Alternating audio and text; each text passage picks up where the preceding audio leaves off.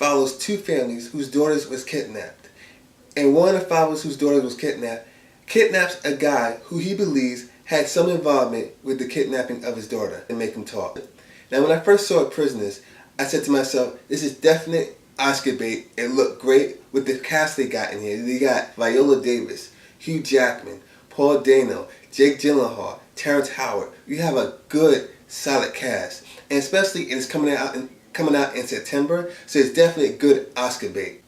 With a cast like this, you expect more than decent acting, and you got this in here. The performances all throughout the movie are excellent. I think the standout in the movie, at least for me, was Jake Gyllenhaal. I think he's one of those underrated actors. He did a phenomenal job with his performance. And along with Paul Dano, even though the trailers let you believe that he has a lot to do with the story, and he does, but he really wasn't in the movie as much. But he still did a good job for what he did. And like I said before, Hugh Jackman was in this movie, and he did a good job as well. It's good to see Hugh Jackman doing a movie that doesn't involve playing Wolverine. It's good that he steps outside his boundaries. I know he does that in Les Miserables, other places as well, but he was really good.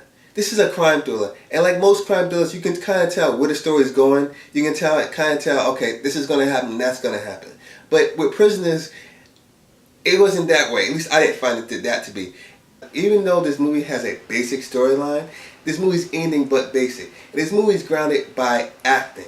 And for 2 hours, you are emotionally invested and interested throughout.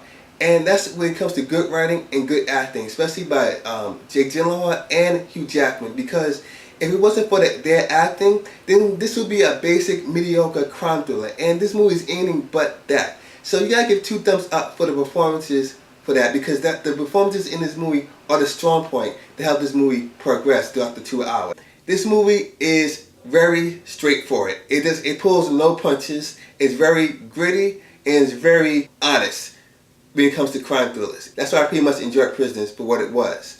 Now, like I said before, when I first saw the trailer, I thought it was gonna be Oscar bait. It looked like a great movie. I mean, you have good performances by like the whole entire cast.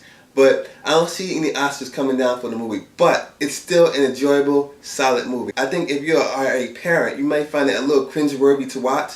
But it's still an enjoyable watch for somebody who's not a parent. And if you can't sit through it as a parent, I think go see it. So Prisoners for me gets a 4 out of 5 stars. It's not an Oscar-worthy movie, but it's a good, solid movie that starts out the fall. If this is the movie that's starting off the fall season, then it definitely will be in good hands. So, if you like this review, please rate, comment, and subscribe. And until next time, Movie Nation.